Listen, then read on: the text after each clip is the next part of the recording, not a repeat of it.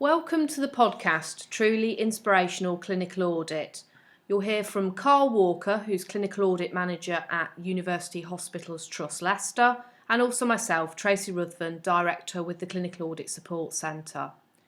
If you think about the country Ethiopia, you may think about many things. Famine, Bob Geldof maybe, the Live Aid concerts in the 1980s, long distance runners. What you may not think about is clinical audit. I'm going to hand over to Carl Walker now, and he's going to explain a little bit more about the work undertaken in Gondar. Thank you, Tracy. I'm here as a spokesperson today to speak on behalf of the Leicester and Gondar Medical Link, who have been at the heart of this work that we've done.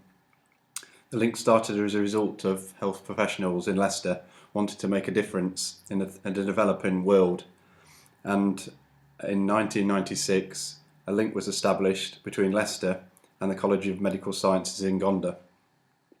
The aim was to promote international fellowship and friendship, mutual respect and improved communications and joint research across the two, Leicester and Gondar. And in 2008, to support this work, Medical Link achieved charity status so that it was a registered charity to support the work. A quick overview of Gondar. Not many of you will have heard of Gondar, I'm sure, but size-wise it's Ethiopia's equivalent to Birmingham in England, and it was founded in 1635, so has a lot of history and was the former capital of Ethiopia. It's situated in the north of the country and its main income is agricultural, and it's a market town. The population is rising and there's 84% following Ethiopian Orthodox Christianity.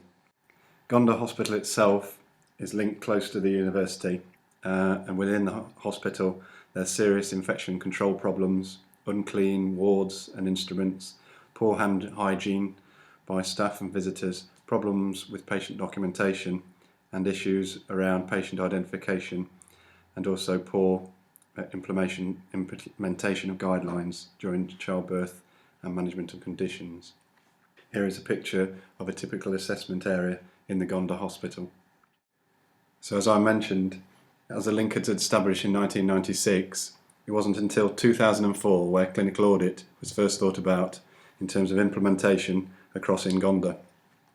This was brought about mainly by Dr. Carter during a visit over to Gondar, where she discussed the concept of clinical audit and also bringing evidence-based guidelines to Gondar. This was supported by Gondar, and shortly after, in 2005, Dr. Cisse, a consultant paediatrician, was appointed clinical audit lead, and then shortly after visited Leicester for his clinical audit training and to get a better understanding of how clinical audit is undertaken within Leicester. Following Dr. Cisse's training, he returned to Gondar and shortly after appointed the first clinical audit clerk, Miss Deer, who was employed by the hospital, but the salary and computer that was set up was funded by the Leicester-Gondar Link charity for a 2-year period. A job description was written around the ones in Leicester, and 10 clinical guidelines were written and audited in the first instance. Following this, Carmel Archdeacon, clinical auditor at UHL, followed up to go to Gondar and train Miss Deer, and provided also resources for clinical audit and also train other hospital staff around clinical audit. There was also feedback on the ongoing clinical audit activity and offered advice of how things could be improved, what they've set up so far. Further visits over the next 2 years, back and forth from Gondar to Leicester, with different people going each way, provided further training and also further help to develop the audit processes and share learning both ways. Then in 2010, the World Health Organization, through their partnerships for patient safety projects, the APS, also focused on clinical audit and linked into the work that the link had started, and wanted to use Gondar Hospital as one of the 3 African links with Leicester to make sure their patient safety project was implemented To this end, 2 leads were appointed, Sandra Kemp in Leicester and Dr. Gettihan in Gondar, and this was also supported by the new auditor Adisu in Gondar. In 2010, Dr. Carter went back to Gondar and then helped to run the first national audit workshop. This was very well attended by 10 Gondar people and also 13 further representations from 5 other teaching hospitals in Ethiopia. This was also attended by Ethiopian Ministry for Health, who said that they would like to see clinical audit incorporated at a government level. In 2011, the Gondar University, linked with the Leicester University, ran a MSc in Advanced Clinical and Laboratory Clinical Practice that was jointly coordinated by the link, and Professor Silverman was key in bringing this about. He asked me then to go over to Gondar to do the teaching of a clinical audit module that was part of the project, and this also enabled me to do some work on the apps project with Sandra Kemp and Adisu. I was pleased to say that the course went very well, and Tracy will talk a bit more about that later. And also it was good to see that so much good audit happening through the office of Adisu and also across the hospital. Apart from clinical audit, there's been lots of good projects that have happened that beneficial to both Leicester and Gondar.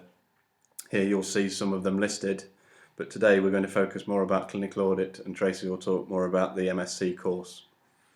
The course itself is set up across 2 days, and most of the training focused on making sure that those attending understood clinical audit theory, but we felt there was a real importance that we emphasise the practicalities of undertaking clinical audit to make it a real activity.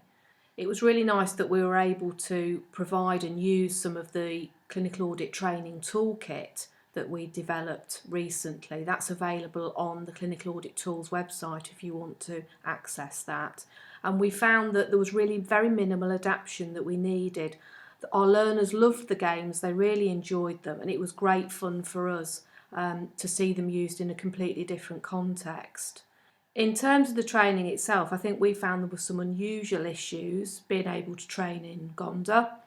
There were frequent power cuts. We obviously weren't used to this, but we were sometimes without the projector and the computer for maybe a few minutes, and maybe sometimes a little bit more than a few minutes. The other thing that we weren't aware of when we started to train in Gondar was that in Ethiopia they work to a different calendar and also a different time. So we had to make sure that we were providing our timings for the course in relation to Ethiopian rather than our better known time system, I suppose.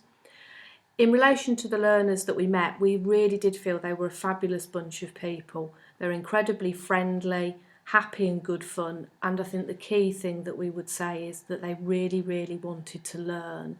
Everything that we talked to them about, they wanted to know more and be able to develop their skills. It was fantastic to work with a group who were bilingual. They obviously could all speak Amharic, the Ethiopian language, but they could all speak excellent English too. They had great IT and mathematical skills. Again, when we were talking to them about sampling, they wanted to understand the maths and the formula behind it. All were very keen to present to others in the group, which I think sometimes we find not always the case. Supported each other, and they really did grasp the key concepts around clinical audit quickly and wanted to get involved. There's just a couple of pictures here of some of the groups presenting at the front of the class, and that was at the end of day 1 of the training.